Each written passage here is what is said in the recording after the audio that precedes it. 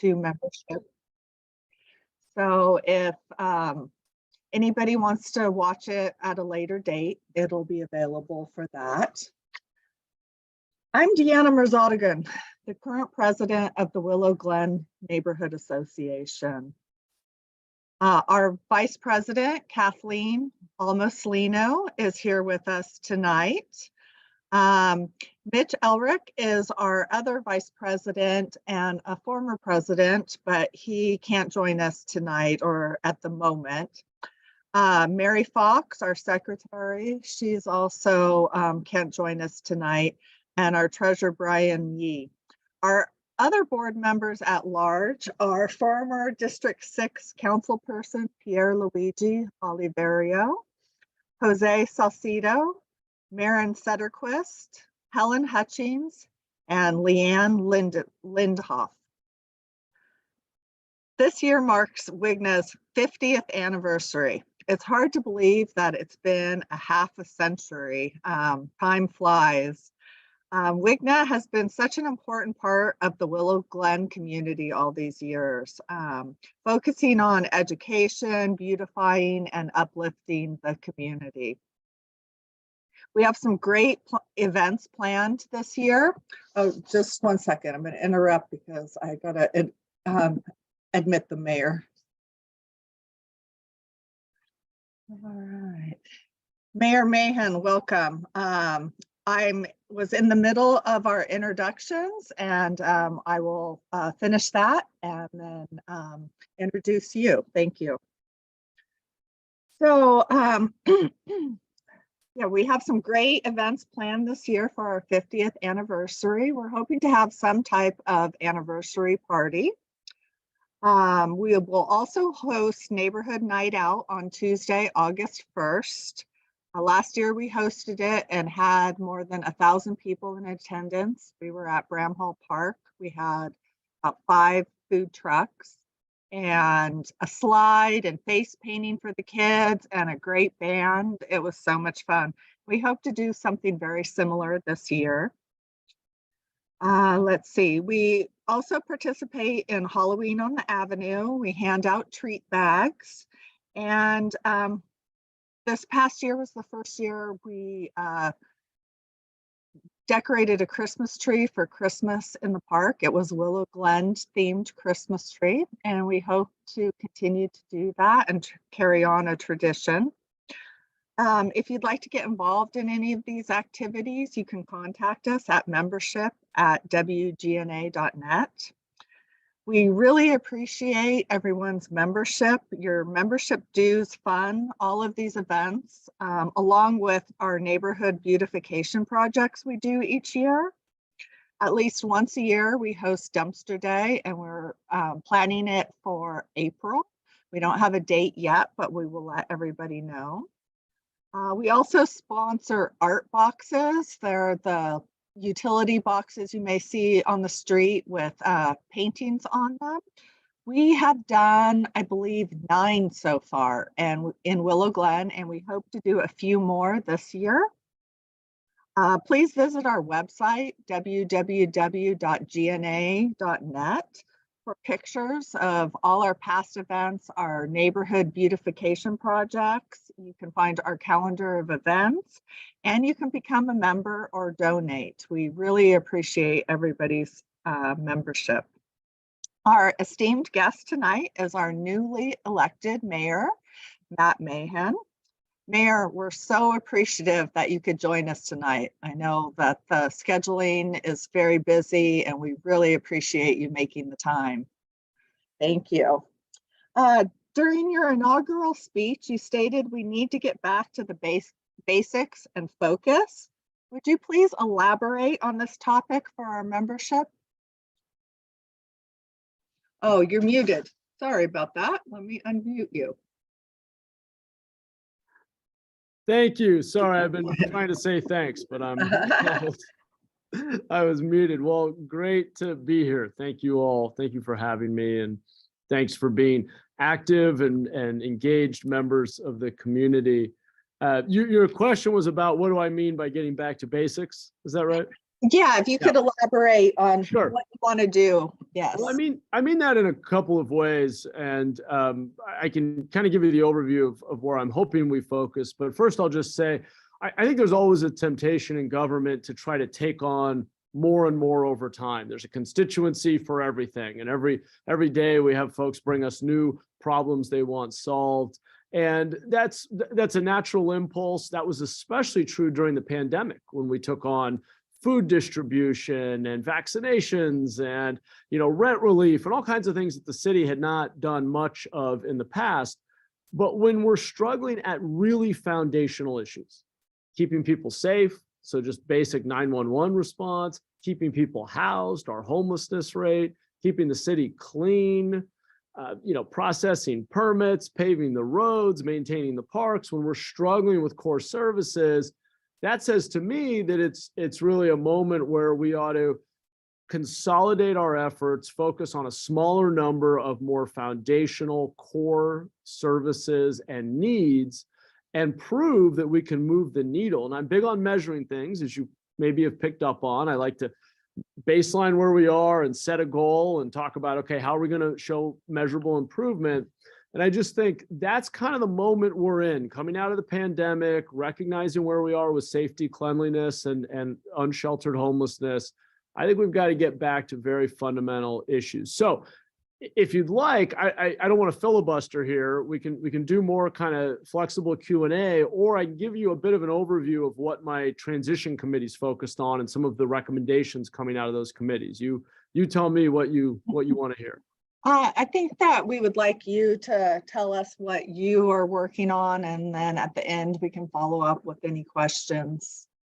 Okay, great. All right, well then, awesome. Let me give you a bit of an overview of what I laid out as 5 focus areas where I'm trying to get us all moving in the same direction, and where I see maybe the most opportunity for the city to improve and improve everybody's quality of life, or potentially not. And so where I see kind of the most upside. So the transition committees that we pulled together revolved around 5 areas. And I just listed the 3 most important, which is safety, cleanliness, and homelessness.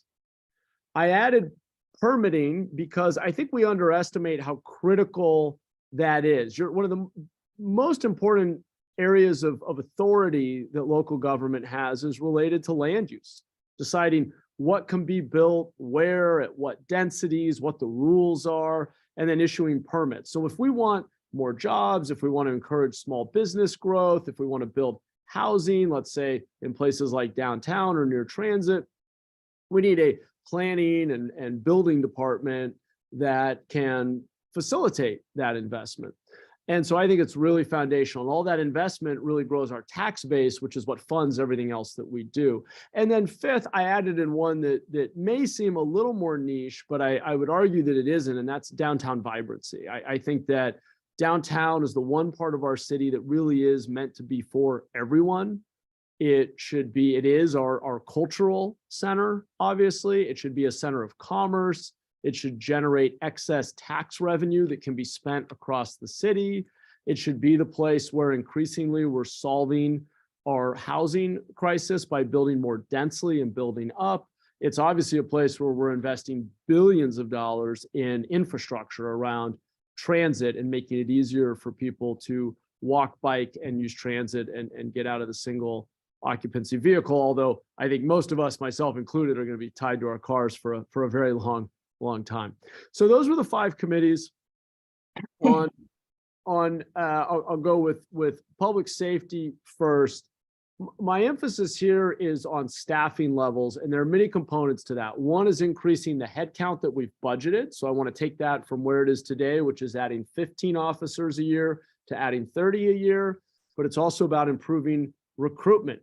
We need to increase referral bonuses, and we need to create incentives for experienced officers who may have started their careers when they were very young, around 20, to stay through their 50s. If they are experienced and qualified and want to keep working, we shouldn't disincentivize them from sticking around. We need to do better marketing of the department, particularly locally. We have a lot of young talent in our community that doesn't even think of law enforcement as a potential career. And I think to that end, we should also consider doing a paid cadet program rather than the unpaid one that we have. So that's a little bit on safety. I'll also just add, we've seen real success with use of technology. I've made the point that we're severely understaffed. Our department has about half as many officers as San Francisco, and we're a bigger city with more land to police, a larger area to patrol.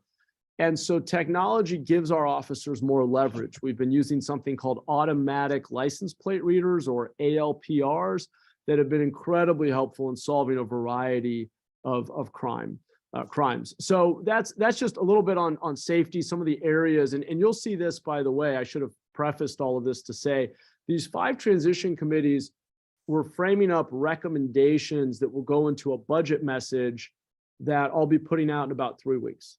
So I'm already scheduled, I believe, to come back in early March, to come out to Willow Glen in person, and to do a community budget session where we can go into more detail and share some of the numbers behind these budget recommendations. So that's a little bit on safety.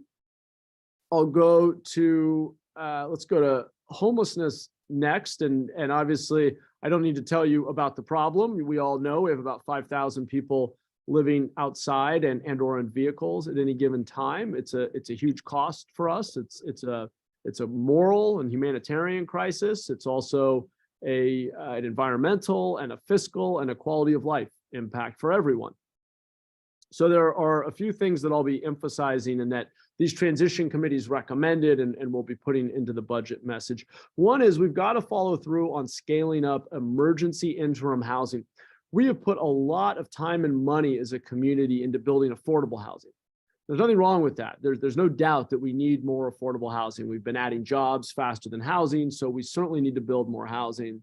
But I don't think that we can wait to build all the affordable housing we need, which when it's publicly subsidized means it's very slow and very expensive. I don't think we can wait for that to happen to end street homelessness. No one should be living outside in unmanaged conditions. It costs us, just from a fiscal perspective, it costs us $65,000 per year per person living outside. That's a middle-class income in much of the country, but that's the cost in terms of police and fire response, emergency room visits, trash pickup, and all the rest. So getting people into safe, managed environments has to be the priority. We've already committed to building 1,000 emergency interim units. We've built a little over 300 of those. I'm committed to hitting the 1,000 mark in my first term. I want us to also identify new sites, including looking at private property for building the next 1,000. And I think we even need to be looking, I want to direct the city manager to look at, hopefully in partnership with the county, even lower barrier places for people to go, even if that includes congregate shelter, even if that includes buying old dilapidated warehouses, rundown motels, even, I'll throw out there, I think we got to be willing to even look at sanctioned encampments. These are not permanent solutions. I don't love these solutions. Nobody does.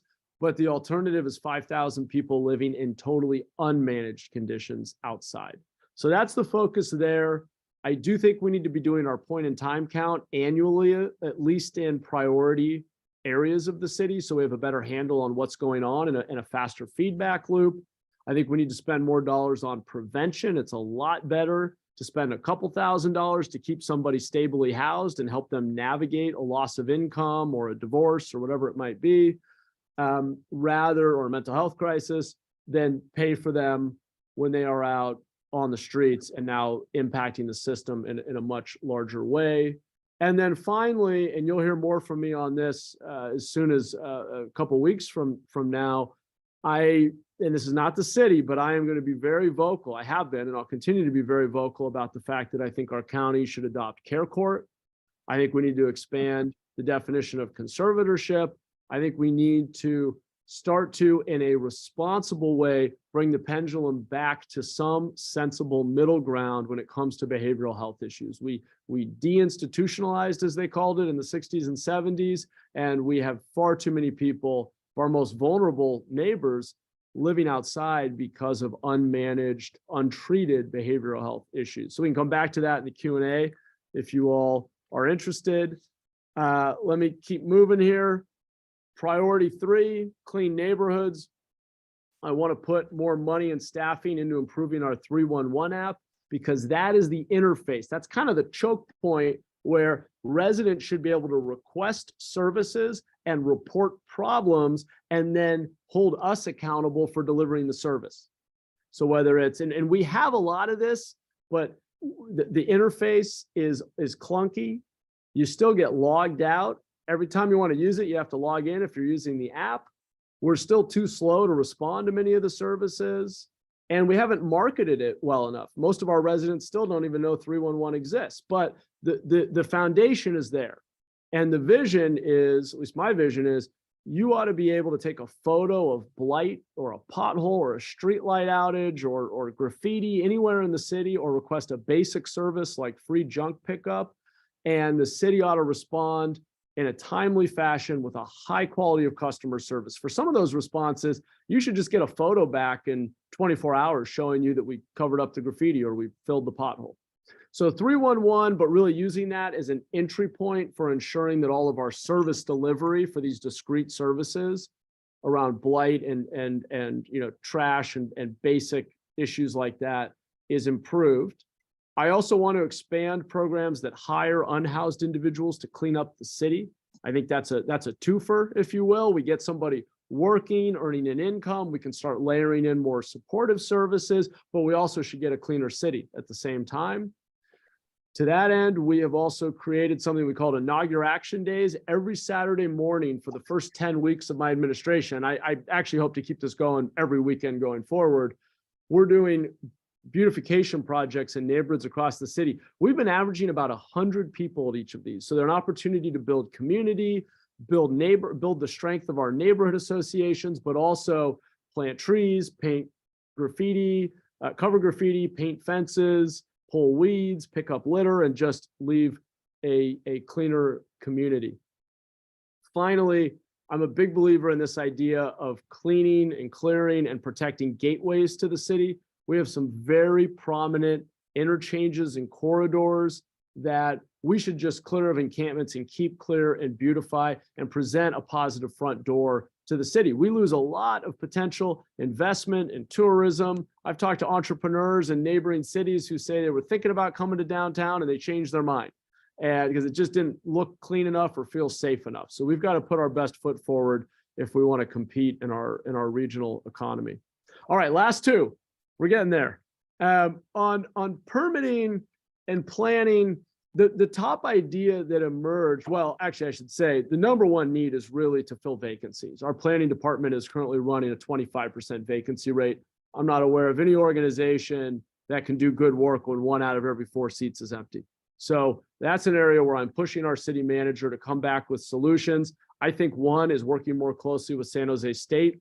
It'll take a couple of years for that to really show in the data, but we should be creating part-time jobs for undergrad and graduate students in urban planning or who have an interest in working in planning and building, and get them working part-time and into the system, get them into our farm system, if you will, and when they graduate, have a guaranteed job for them. And that's just one example, but we need to do a lot more on filling vacancies. We also, the transition committees came up with not a new idea, but something they'd really like us to test, which I'm inclined to suggest in the budget message, which is having project managers who take an application and are responsible for the success of that application. Call them a success manager, making sure every department is getting through their checklists faster, and that there's an advocate inside City Hall for that project to get through plan check as quickly as possibly. Of course, I also believe we need to have public-facing dashboards that track our time to decision so that our department feels that accountability for moving applications forward in a faster way. Let's see, what else? I think we should be pre-clearing environmental review in target areas such as downtown, urban villages, and where we're seeing a lot of market demand, such as parts of West San Jose, where we should be clearing the review in advance so that it doesn't take 12 to 18 months to do the environmental review. Finally, 5th priority, apologize for going on so long. 5th transition committee, and my 5th focus area is downtown vibrancy, where there's so much potential. We're bringing BART, we're electrifying Caltrain.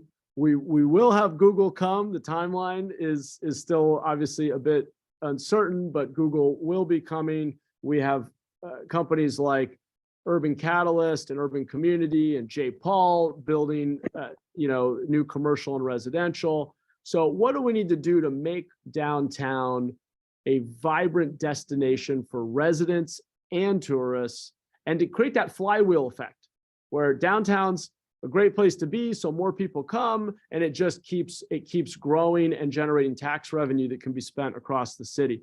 Well, one thing that came out of the committee is to have the mayor's office working with economic development convene all of the entities that run public event space venues and book acts, basically book performers, to ensure that we have programming 365 days a year.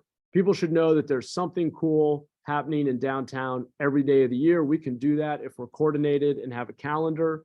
We need to do better marketing. We are finding right now, every dollar we spend in marketing programming in downtown is generating $4 to $5 in tax revenue to the city, $20 in economic activity. We are under investing in telling people about what's happening in our downtown.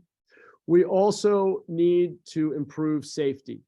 We need to expand foot patrols. We need everybody who's responsible for safety, from SJPD to the sheriff to San Jose State's campus police to private security from Adobe and other big employers, to be coordinated, to coordinate foot patrols and to be in direct contact with the DA and other parts of the criminal justice system to make sure we're doing everything we can to target what's really a very small number of people who are making parts of our downtown feel less safe than we want them to be, essentially. And we also talked about, and I think we'll put a little bit of money into trying to get more pop-ups to fill empty storefronts. We've got to activate the downtown. In the long run, the real answer, though, more than anything, is residential density. We need more people to live in downtown, which means continuing to remove barriers to building housing in our urban core. So I went on probably longer than you wanted, but that's the overview. Those are some of the big things we're talking about as we put together our March budget message. Hopefully that was useful. Yeah, it was very useful. And of course, you didn't go on longer than we wanted you to. We really appreciate it. I do have some follow-up questions regarding what you said, and then some other board members may have. So you talk about residential density.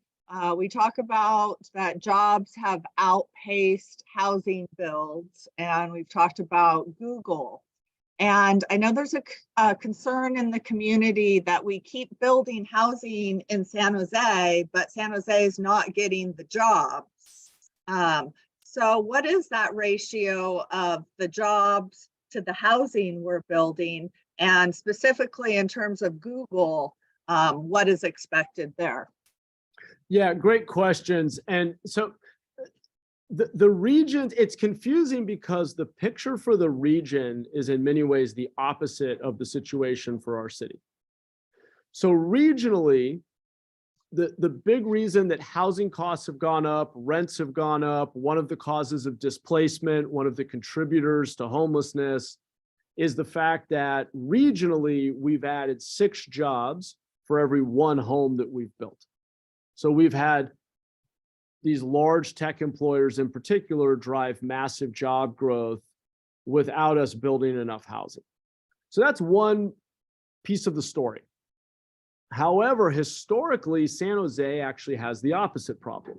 We have been the bedroom community historically to the job centers where these bigger employers like Apple, Google, Facebook, et cetera, are based. And so our challenge has been a tax-based challenge, which is to say that because we have a lower ratio of jobs to employed residents, we have just 0.85 jobs for every employed resident. Most cities have well over 1. In fact, San Francisco is closer to 1.5. Palo Alto, which is an incredible job center relative to their population, is closer to 3. So 3 jobs for every employed resident. Those job centers have workers commute in, and work in commercial and industrial real estate that generates tax revenue without consuming very many services. And they buy things there. They sometimes pay for parking, but mostly it's property tax revenue and sales tax revenue. So you can go to a neighboring city with more jobs and their tax revenue will be literally 25, 30, 35% higher per person, per capita, because they have more jobs.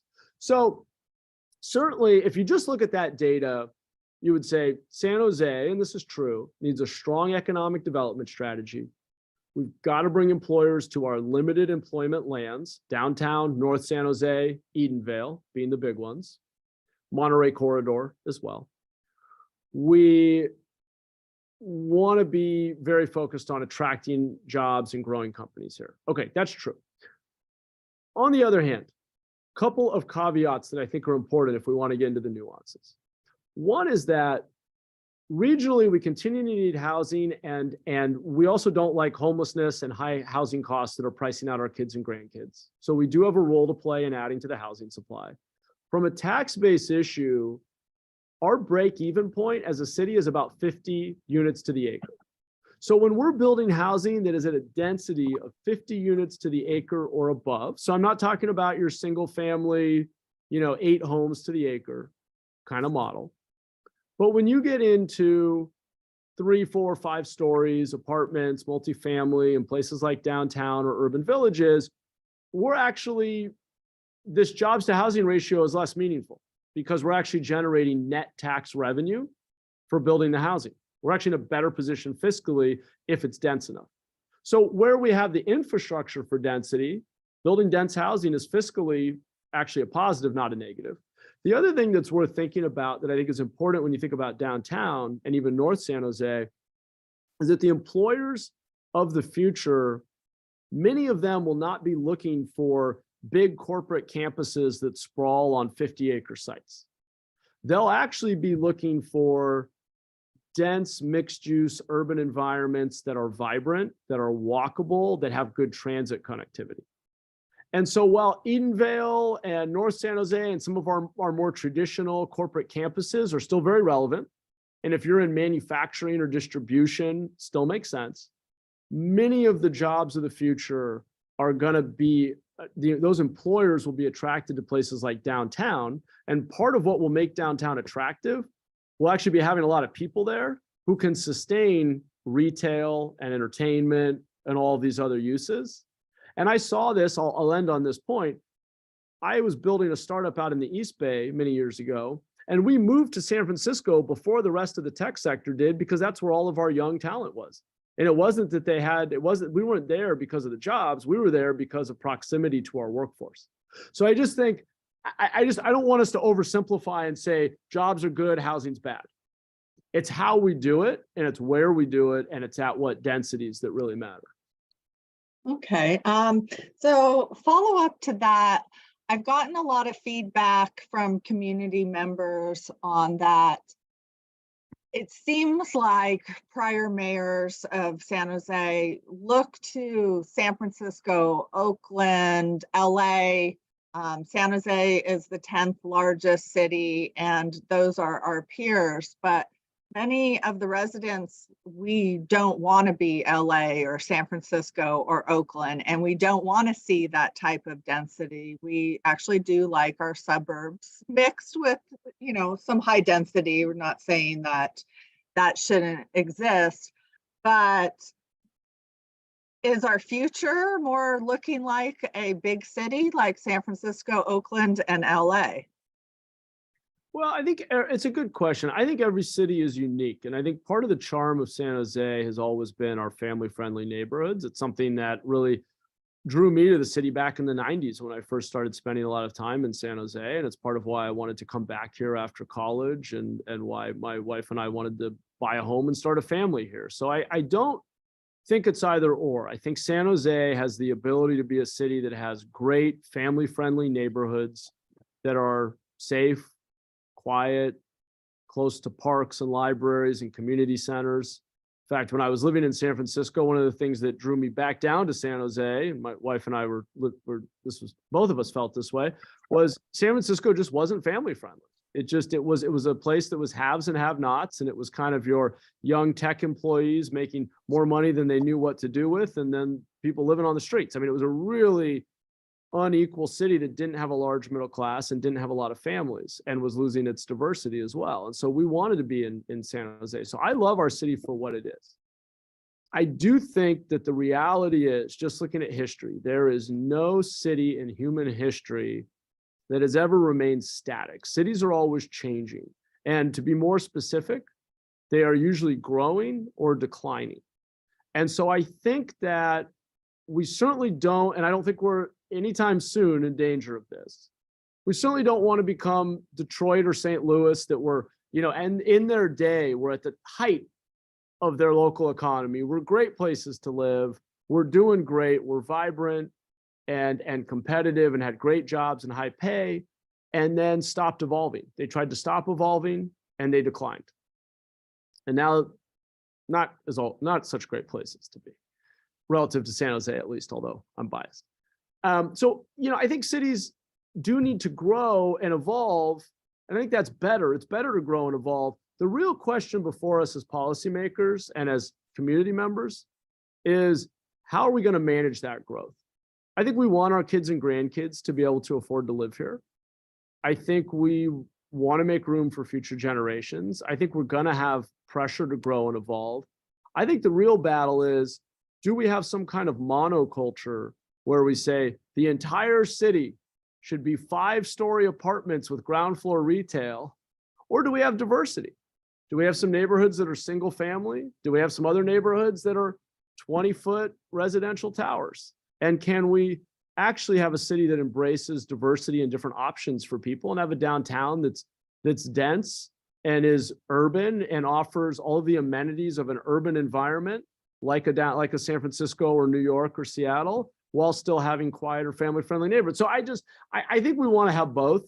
I think what is not an option is to try to freeze San Jose in time and stop change. I think we're going to have change. The question is, will it be positive or negative, and how do we shape it to make it as good for our residents as possible? Okay. All right. Moving on to the trash. I'm going to combine two things into one. So yeah, the freeway corridors, 280, Meridian, 87, also Almaden Expressway and Coke, the Willow Glen residents, a lot of complaints about the trash and the unhoused in those areas.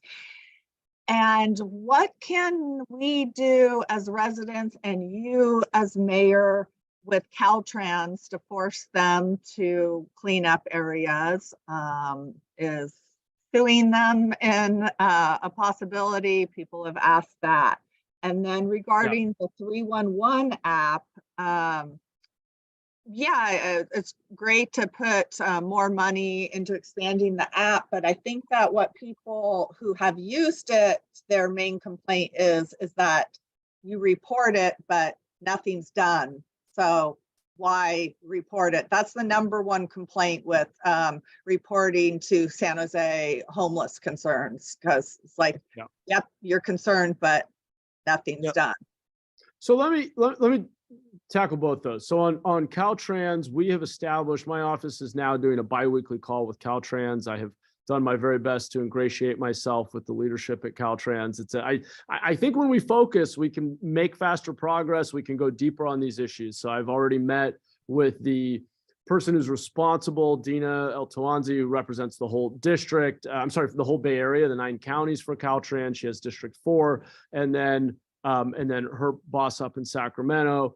We have a biweekly call where we can bring them issues. So if there are specific signs that have been graffitied, or areas where there's illegal dumping or encampments, and I want to come back to encampments because that is truly harder, and I want to talk about why a little bit. So we're on a regular cycle now of talking to Caltrans.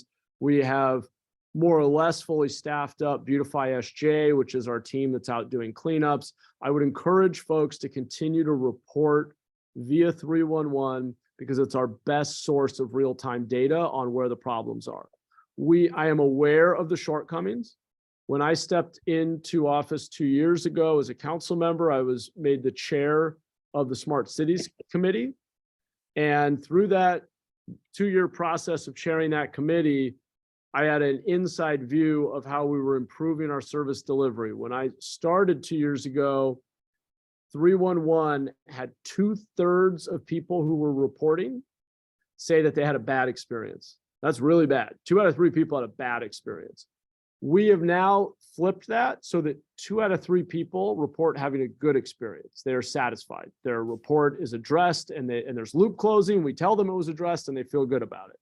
So we're making progress. In my view, having 1 out of 3 customers still angry at you is really bad. You would not survive in most industries with that ratio. So we have a long way to go. I'm not denying that.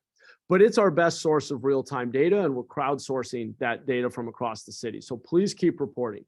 Services where we're doing a great job right now are things like pothole filling, streetlight replacement, even graffiti response, particularly if it's on accessible city-owned property.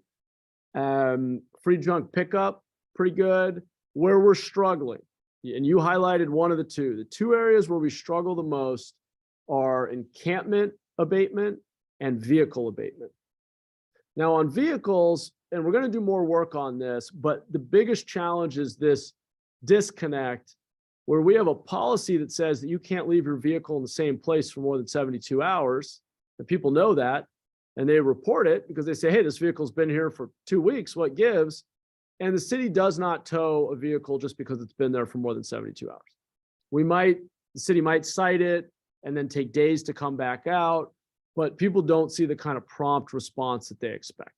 So we are working with a consultant to figure out how to categorize the different types of situations we have with so-called abandoned vehicles. Most of them are not abandoned, they're just a nuisance. And we need to figure out how to incentivize people to better maintain on-street vehicles and keep them moving, or we need to change expectations around that 72-hour rule if we don't have the capacity to enforce it. So that's where the issue is there. On encampment abatement, it's a lot more complicated. I don't have a problem with abating encampments, but we have to have places for people to go. And our challenge has been that we have generally not had places for people to go. What I want to do is create real-time reporting, basically an app for social workers, for SJPD, for San Jose Fire, for others, that tell them in real time where there are beds. I believe that we should know in real time where the beds are anywhere in our county. We should offer people a place to go. And if they don't accept it, and they're at least in certain zones, we should be willing to abate. We should say, hey, here's a place where you can go. We have an expectation that you come inside. That being said, there are state laws, and there's a Ninth Circuit court decision called Martin v. Boise that really does limit how aggressively we can do abatement and relocation of folks without having safe places nearby for them to go. And so that's the balance, is we're going to have our community be willing to accept that we need to build more interim emergency housing. We need to give people at least a small private space, ideally a room with a door that locks. And then we can be more proactive about abating encampments and telling people that they need to come inside. But you can't really do one without the other, in my view. I don't think we should just be the place that solves housing the homeless for every neighboring city without doing abatement and enforcing other laws that we have. And I don't think you can do, just based on Martin v. Boise, do the abatement and enforce other laws if you don't have some place for people to go. So that's the equation, is we've got to be able to do both sides of that challenge. Does that make sense? That makes sense. Yeah, thank you very much. You had a great idea about hiring the unhoused to do cleanup. Can you elaborate on that? Like, what are the barriers? Is there union pushback? Who would be the one that would administer it? Is it a nonprofit or the city? Great question. Yeah, I am very enthusiastic about this idea, and we do have some different ways in which we've done some of this. We used to fund a nonprofit called Downtown Streets Team. They're still in operation and are back. We have Cash for Trash, which is a little different, but we pay unhoused residents on a per bag of trash basis just to keep their area clean.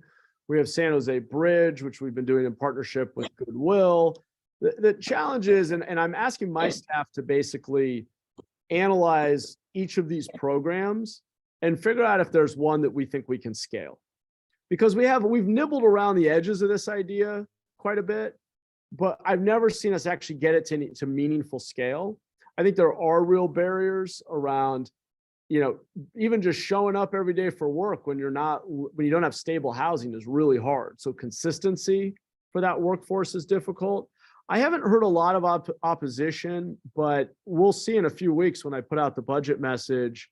This will be in there, and we'll see if my colleagues embrace it or not. If you support it, I may need your help to advocate for it. But right now we're still in a research phase. Obviously, it's all happening very quickly. I'm 7 weeks into this. I've got my first budget message due in 3 weeks.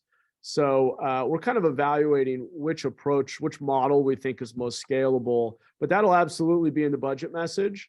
And I certainly hope that my colleagues will support it, because I think it is pretty efficient and innovative and tackles multiple things at once. All right. Yeah, we'll definitely be supportive and help you in any way we can. So last question. So your 5 core areas, how can we as an organization and then the residents help? Is there anything we can do? Awesome question. I really appreciate that. And I do believe that the quality of our government is largely a reflection of the engagement of our community. I think when you have engaged neighborhood associations and community associations, and you all are involved in the conversation and sharing ideas and asking tough questions, and I think we just get better outcomes. So I really appreciate the question and the role that you all play. Couple of thoughts. One is on beautification. I think that of all the issues we've talked about, planning and downtown vibrancy and safety and homelessness, I think blight and beautification is the area where residents can have the most direct impact and where anybody can contribute. I mean, virtually anybody in our community can help with painting, planting a tree, picking up litter, pulling weeds, helping us identify opportunities for beautification in your little corner of the city. So we are looking, I know you all have connected with Emily on my team. We have a dedicated neighborhood outreach team that is just focused on building up neighborhood associations, creating beautification projects, making sure there's a steady flow of information 2 ways between our office and our city hall in general and our neighborhood associations. So you all could help us identify some opportunities for beautification projects in Willow Glen. We can get those on the calendar. We can come bring more resources in partnership with your council office. And you can supply the people, and we can use the whole thing as an excuse to also build relationships, which are the foundation of a healthier community. The research shows that when people are on a first name basis with their neighbors, their neighborhood is safer, they're happier, they tend to be healthier. There are all these intangible benefits that come out of just being connected to one another. So I think beautification projects and working with your neighborhood association is probably the first step. I know we're talking about coming out to do a community meeting around the budget where we can go deeper into these ideas and costs and trade-offs and hear feedback from the community. You helping us promote and get more people involved. I think the hard part is just breaking down barriers to participation, letting people know this thing's happening. We're having this meeting. You can come on person or join via Zoom. It's going to be fun. We're going to have coffee and donuts, and your neighbors are going to be there. Just making civic engagement social again is important. Our country has this great tradition of civic association that we've kind of lost. We've gotten so busy and so stressed out that most of us don't prioritize civic engagement anymore. So that's another area where we can work together. If you like what's in the budget message, if the idea of focusing on fewer things, prioritizing public safety, cleanliness, reducing homelessness, speeding up permitting, and making downtown more vibrant feel like good priorities, if you think the specific solutions make sense, I need your help to advocate for that, because the bad habit that we fall into at City Hall every year is we say, oh, that all sounds nice, but I have 20 other things I also want to do. we're going to keep tacking more rooms onto the Winchester Mystery House of Government. So I just, your voice in saying, let's focus on the basics is incredibly valuable. So those are a few things, we can do some events, you can do some advocacy. I'm sure we'll come up with other ideas. You tell me what I can do to help promote whatever you have going on in Willow Glen as well. Always happy to come out and be a cheerleader for the awesome things happening in Willow Glen. All right. Well, we'll certainly invite you to all of our events in Willow Glen. And Willow Glen appreciates you attending our meeting and focusing on these 5 core areas, because the trash and the homelessness and the safety are really the Willow Glen residents' primary ongoing concerns. So we're very focused on that. Of course, downtown vibrancy and permits are important too, but those are the 3 things that I hear about the most and get the most emails on. Yeah. Those are my top 3 all the way. So yeah, I'm glad to hear that. Right. Awesome. Yeah. Anything else before we let you go? I know you're busy and I think we covered it. I really appreciate the great questions and the opportunity to connect. And I know this will just be the start of the conversation. So yeah, let's keep in touch and let me know how I can support what you all are doing. Thanks again for having me. All right. Thank you very much. You bet. Have a great evening. All right. Thanks, everybody. Good night. Good night. Thank you, everybody, for joining us tonight with our newly elected mayor, Matt Mahan. And please check our website for the video of this. It should be up in a few days and you can share it with your friends. And if you like what you've seen and heard about Willow Glen Neighborhood Association, please consider becoming a member. Your donations will fund great beautification projects around our neighborhood, and we really appreciate it. Good night, everybody.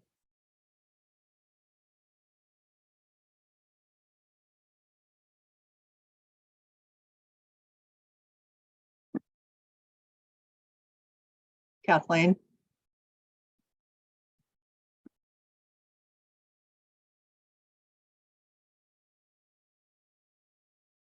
Okay, just a minute. Let me, I got everybody off and let me unmute you guys. Okay, I'm good. Okay, I'm just a little slow on this.